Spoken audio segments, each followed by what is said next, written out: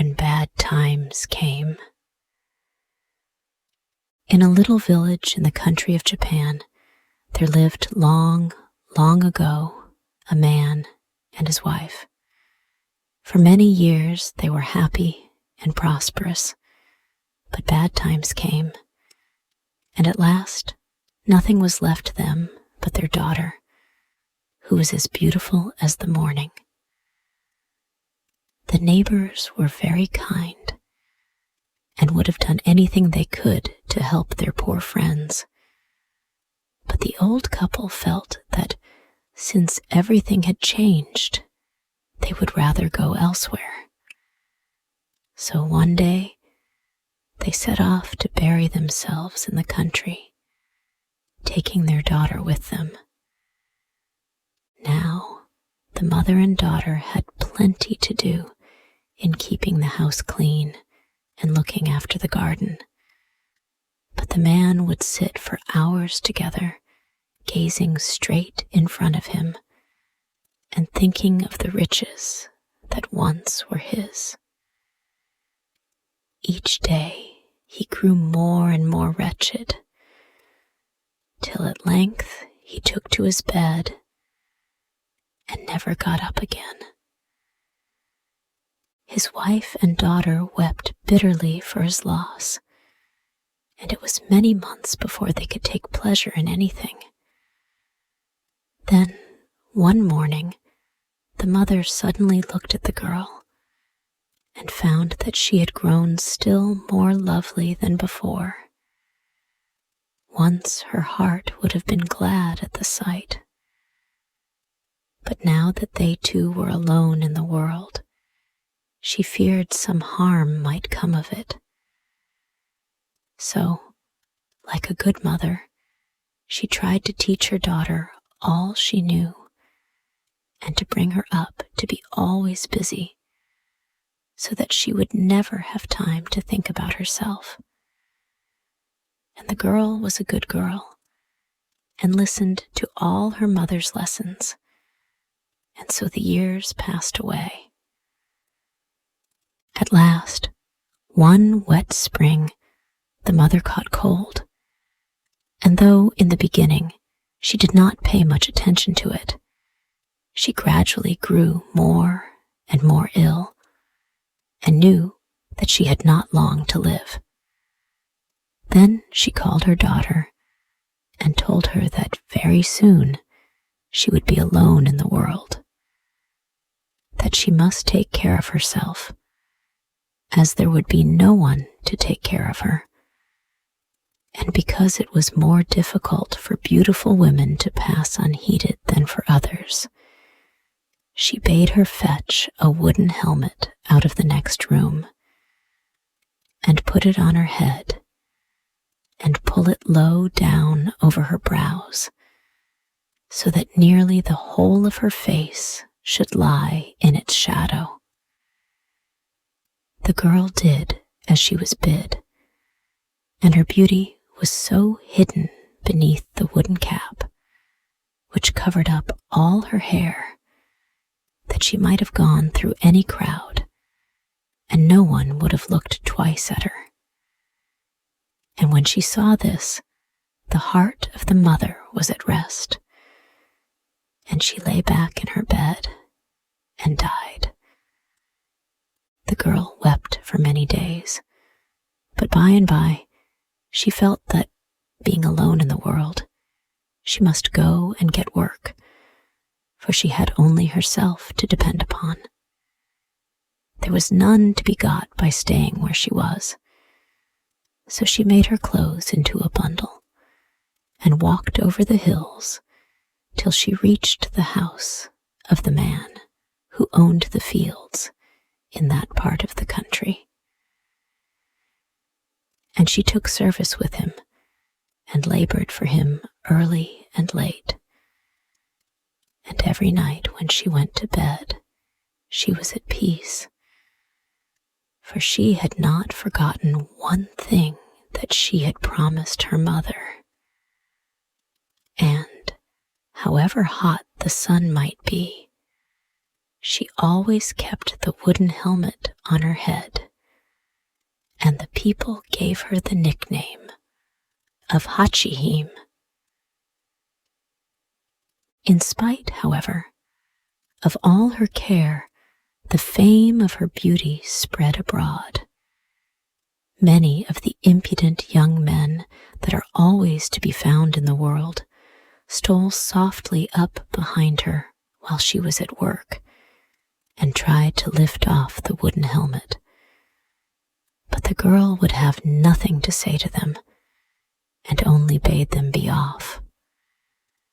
Then they began to talk to her, but she never answered them and went on with what she was doing, though her wages were low and food not very plentiful. Still, she could manage to live, and that was enough. One day, her master happened to pass through the field where she was working, and was struck by her industry and stopped to watch her. After a while, he put 1 or 2 questions to her, and then led her into his house and told her that henceforward her only duty should be to tend his sick wife. From this time, the girl felt as if all her troubles were ended, but the worst of them was yet to come. Not very long after Hachihime had become maid to the sick woman, the eldest son of the house returned home from Kyoto, where he had been studying all sorts of things. He was tired of the splendors of the town and its pleasures, and was glad enough to be back in the green country, among the peach blossoms and sweet flowers. Strolling about in the early morning, he caught sight of the girl with the odd wooden helmet on her head, and immediately he went to his mother to ask who she was, and where she came from, and why she wore that strange thing over her face. His mother answered that it was a whim, and nobody could persuade her to lay it aside, whereat the young man laughed, but kept his thoughts to himself. One hot day, however, he happened to be going towards home when he caught sight of his mother's waiting maid kneeling by a little stream that flowed through the garden, splashing some water over her face. The helmet was pushed on one side, and as the youth stood watching from behind a tree, he had a glimpse of the girl's great beauty, and he determined that no one else should be his wife. But when he told his family of his resolve to marry her, they were very angry and made up all sorts of wicked stories about her. However, they might have spared themselves the trouble, as he knew it was only idle talk. I have merely to remain firm, thought he, and they will have to give in. It was such a good match for the girl that it never occurred to anyone that she would refuse the young man. But so it was. It would not be right, she felt, to make a quarrel in the house, and though in secret she wept bitterly for a long while, nothing would make her change her mind. At length, one night, her mother appeared to her in a dream and bade her marry the young man. So the next time he asked her, as he did nearly every day, to his surprise and joy, she consented. The parents then saw they had better make the best of a bad business, and set about making the grand preparations suitable to the occasion.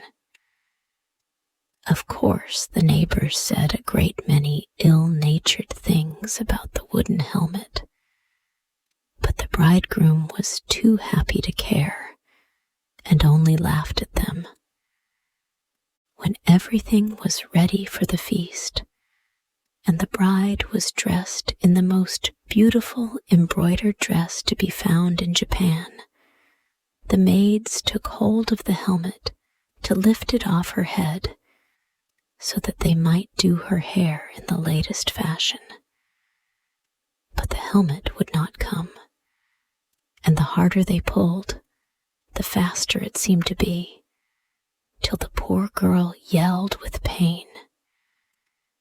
Hearing her cries, the bridegroom ran in and soothed her, and declared that she should be married in the helmet, as she could not be married without. Then the ceremonies began, and the bridal pair sat together, and the cup of wine was brought them, out of which they had to drink. And when they had drunk it all, and the cup was empty, a wonderful thing happened. The helmet suddenly burst with a loud noise and fell in pieces on the ground.